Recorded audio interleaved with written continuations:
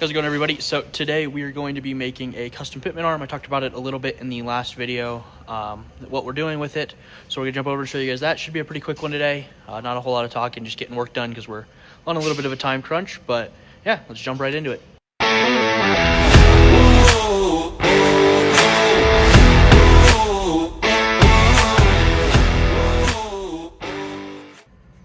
So wasting no time jumping into this. This is that custom Pitman arm I showed you guys that I modeled in SolidWorks. Obviously this is just a paper mock-up showing what it's going to look like.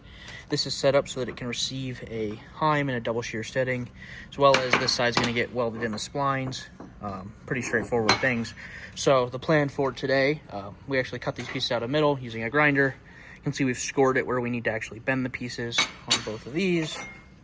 We're going to bend those up. We're going to drill the holes for this piece of the spline. We're going to cut this Pitman arm off so that way we can actually weld it in there and do all the proper heat treating and everything to get it ready to be welded from cast steel to mild steel. And we're going to bend this one up, tack it all together, weld it all together, make sure it all works, and go from there. So that's kind of the plan. We're going to get right into it. So I got the two end pieces, top and bottom pieces, tacked together. We're going to go drill the hole that's going to be for the splines and the old Pitman arm piece that we're going to be welding to this. And then we're going to get to the next steps of it. We just finished cutting the Pitman arm. So I'll show you guys that real quick. And yeah, we'll jump right into the next step.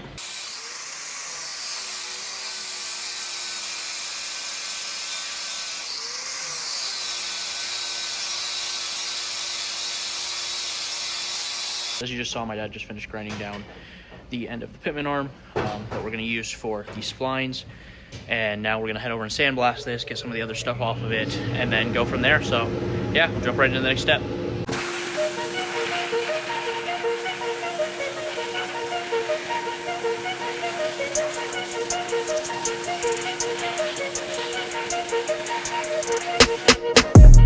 So now that we've got this all sandblasted down, we're ready to move on to, like I said, getting this hole drilled and then start tacking it all together, bending stuff as we need to, and getting the rest of it done.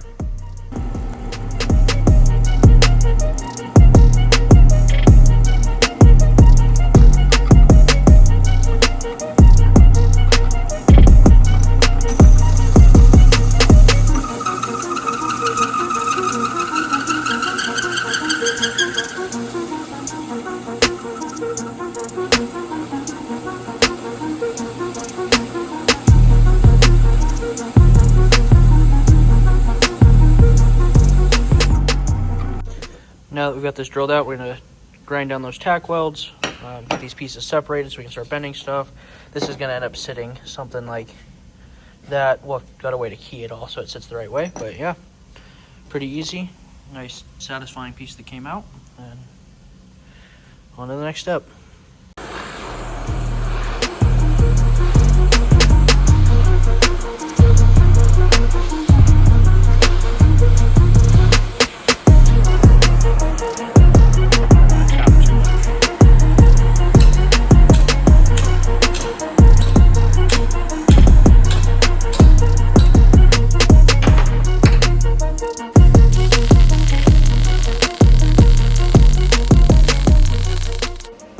So after getting that first one welded up, we're looking pretty well lined up. We're going to get this other one bent and then welded and move on to the top piece.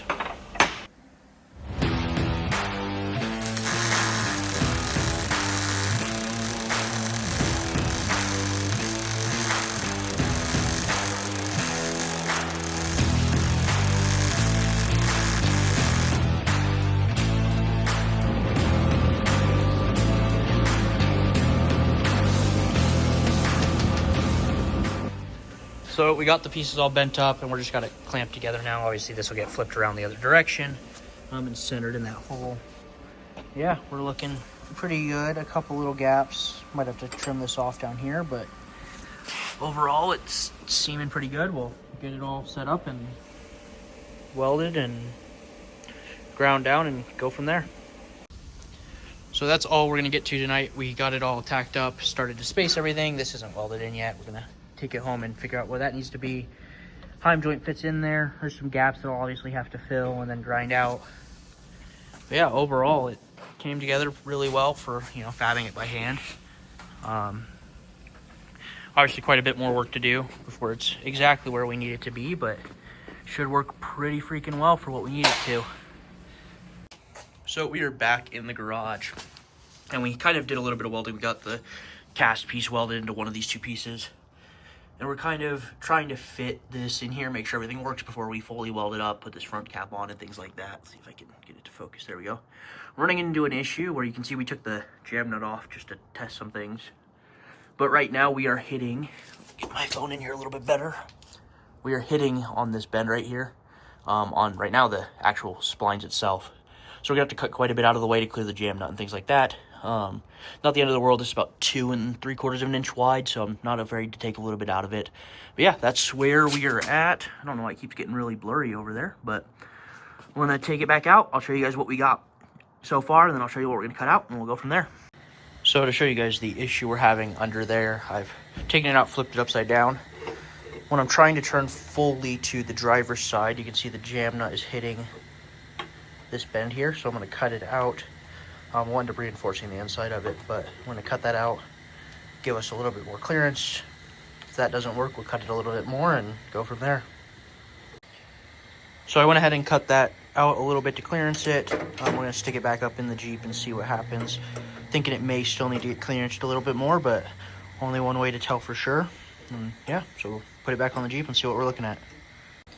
So we have it bolted back up under here, and as you can tell, currently we are clearing fully on that full lock driver's side. Let's see if I can, again, get that to focus where I need it to. Let's get some more light in there for you guys.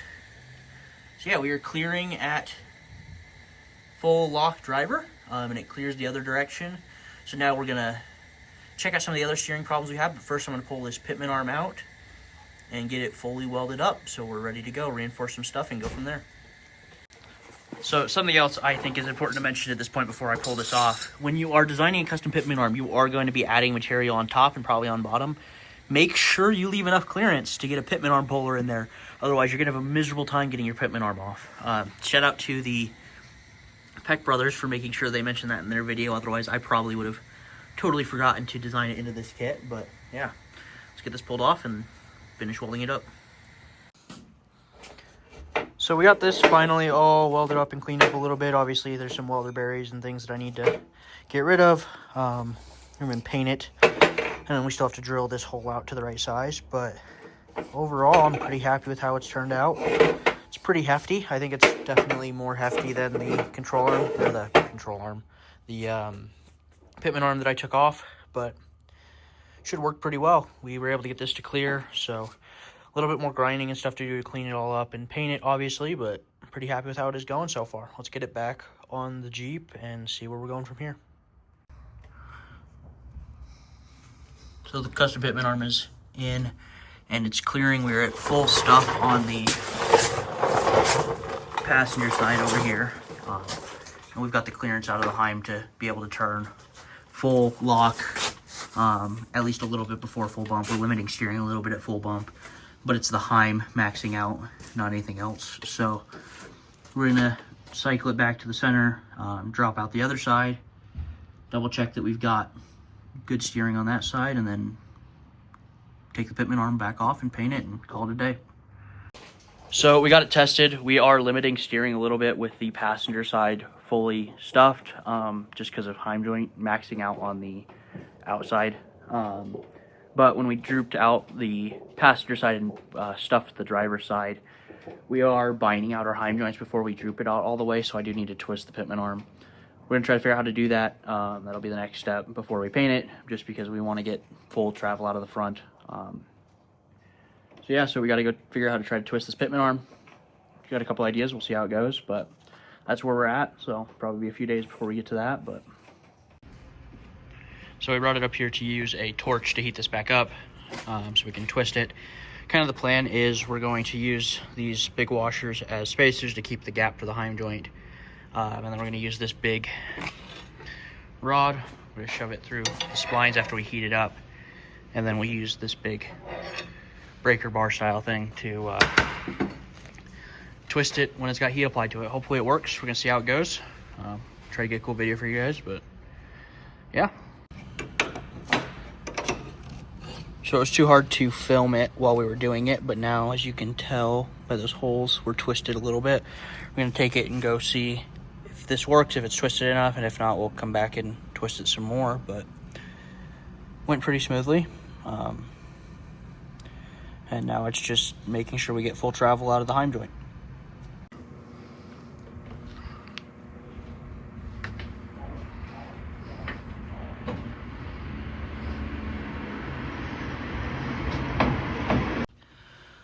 So twisting it a little bit has given us the droop to droop out this passenger side all the way. Seems to be working pretty well. We have full steering articulation right now. So worked as we wanted it to.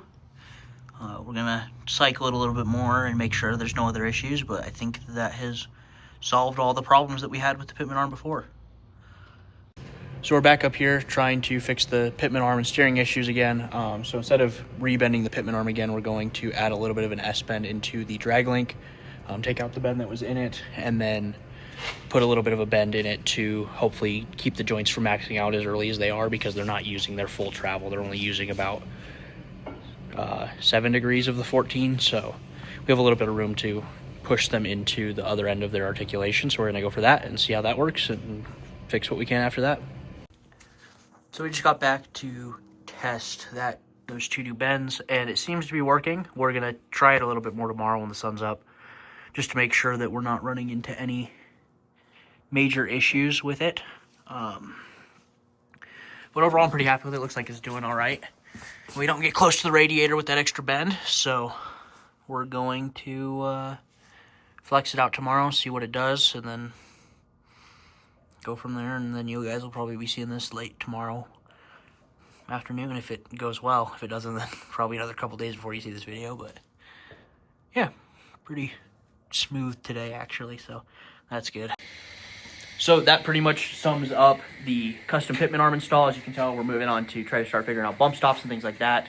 Now that we've got the steering all figured out, it doesn't bind in either direction or under any articulation, which is great. We'll still have to figure out the ram and how we're going to remount the ram, but as far as everything goes, custom Pitman arm works great. If you guys have any questions about the Pitman arm, feel free to shoot me a message or drop a comment. I can answer some of them.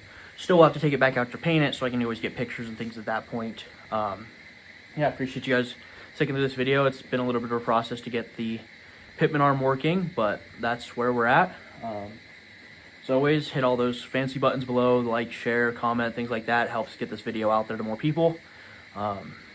And if you're interested, I'm still selling that Project Keeper Motorsports merch. So check the link in the description for that, and then I will see you guys in the next video. Happy New Year's, guys.